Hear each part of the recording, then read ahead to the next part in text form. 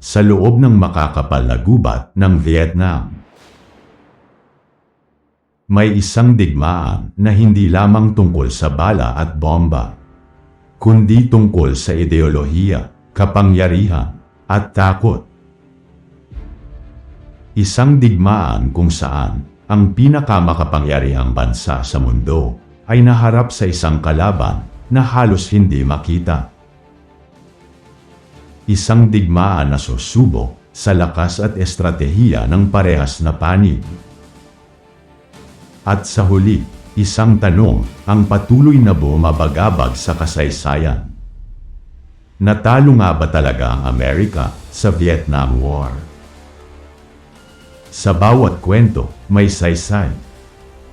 Mula sa mga aral ng nakaraan, sa mga kaganapan ng kasalukuyan, hanggang sa mga pangarap para sa hinaharap, lahat ng ito ay may kahulugan. Sama-sama nating tuklasin ang mga lihim ng kasaysayan, unawain ang mundo ngayon, at silipin ang hinaharap na maaaring magbago sa ating buhay. Halina't sumama sa isang paglalakbay ng pagkatuto at pagtuklas dito sa Saysay.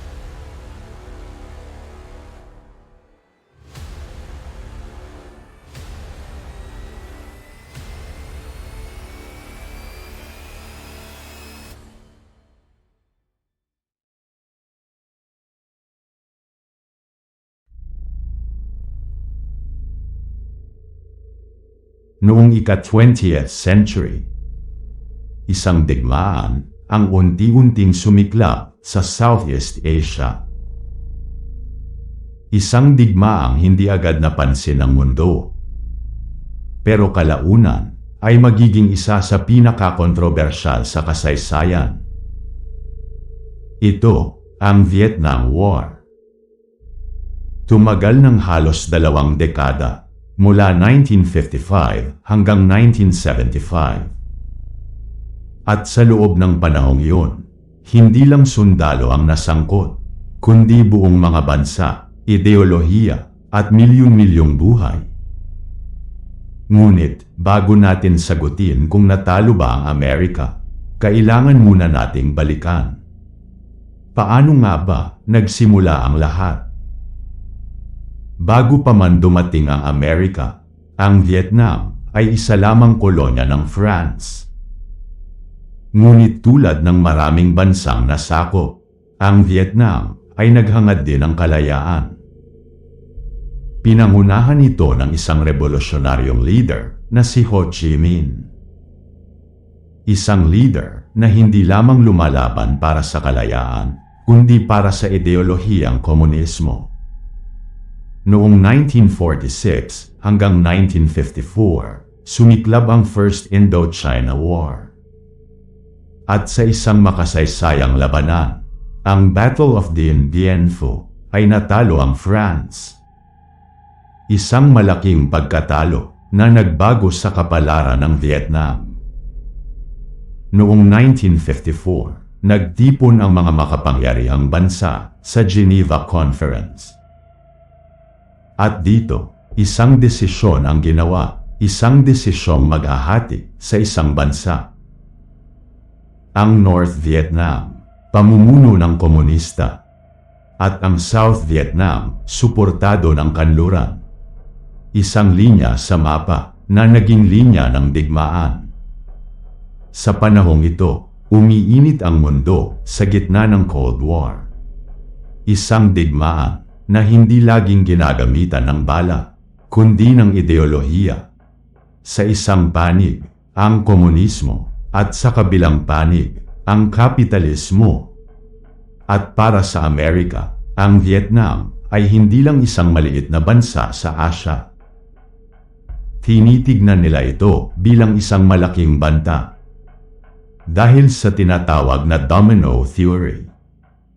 Naniniwala sila na kapag bumagsak ang isang bansa sa komunismo, susunod ang ibang mga katabing bansa nito. Kaya nang mangyari ang Gulf of Tonkin Incident noong 1964. Isang insidenteng sinasabing inatake ang US ships at ginamit ito bilang dahilan para tuluyang sumabak ang Amerika sa digmaan.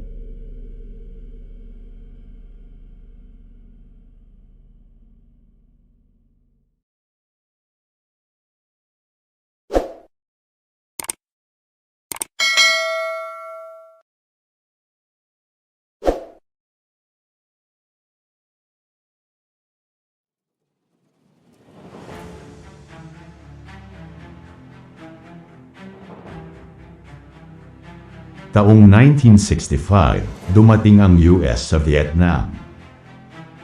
Hindi bilang taga-suporta lang, kundi bilang pangunahing puwersa. Daan-daang libong sundalo ang ipinadala at umabot sa higit 500,000 troops. Mga modernong armas, airstrikes, at napakalawak na bombing campaigns. At isa sa pinaka-kontrobersyal na kanilang ginawa ay ang Agent Orange. Isang kemikal na ginamit upang alisin ang makakapal na kagubatan. Pero nagdulot ng matinding epekto sa kalikasan at sa mismong tao na mahahagip nito. Ngunit kahit gaano kalakas ang kanilang sandata, hindi nila lubos na naiintindihan ang kanilang kalaban. Ang kalaban ng US ay hindi tradisyonal na hukbo. Sila ay mga anino sa gubat. Ang Viet Cong ay mga gerilya na kayang mawala sa isang iglap.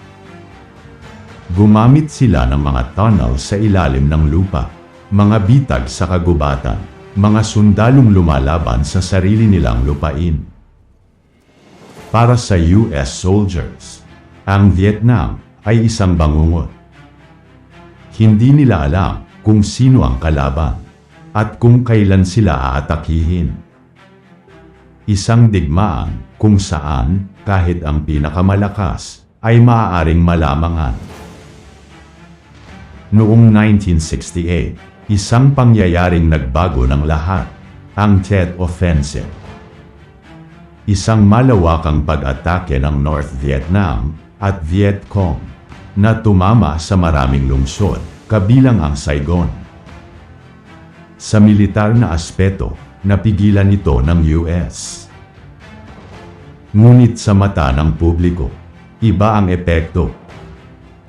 Dahil sa unang pagkakataon, nakita ng US na hindi pala nila kontrolado ang digmaan. Na hindi pala sila nananalo, at dito nagsimula ang isa pang laban. Hindi sa Vietnam, kundi sa loob mismo ng Amerika. Habang lumalala ang gera sa Vietnam, lumalala rin ang galit sa loob ng United States. Mga estudyante, mga aktivista, mga ordinaryong mamamayan. Ang lahat ay nagtatanong, para saan ang digmaang ito? Bakit patuloy ang pagkamatay ng ating mga sundalo? At dahil dito, unti-unting nawawala ang suporta ng publiko.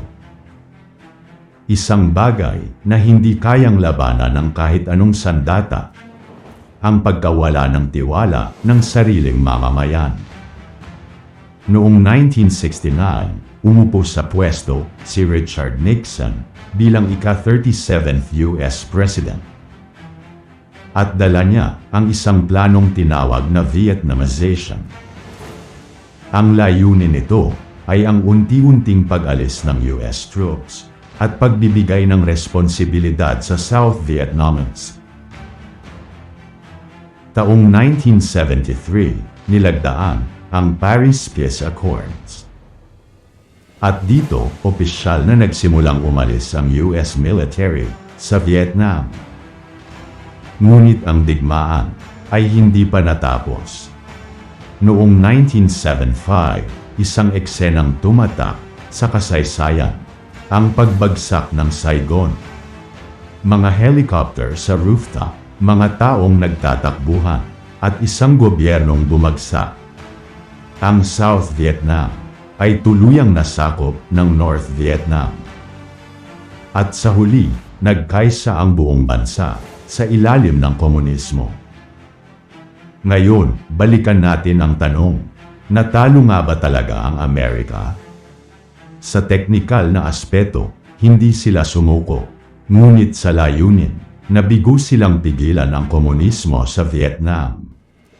Nabigo silang makuha ang inaasahang tagumpay. At higit sa lahat, nawala ang suporta ng kanilang sariling mamamayan. Kaya para sa maraming historian, ang Vietnam War ay hindi simpleng pagkatalo sa battlefield, kundi isang strategic, political, at psychological defeat. Ang Vietnam War ay paalala na hindi lahat ng digmaan ay napapanalo sa lakas. Minsan, ang tunay na laban ay nasa ideya, sa puso ng tao, at sa paniniwala ng isang bansa. At minsan, kahit gaano kakalakas, may mga digmaan na hindi mo magagawang ipanalo.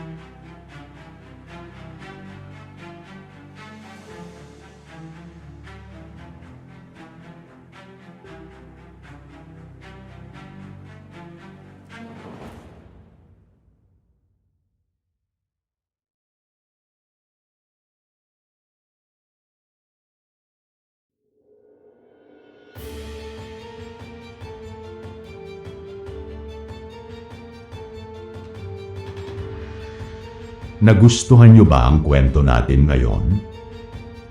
Maaring pindutin ang subscribe button sa ilalim.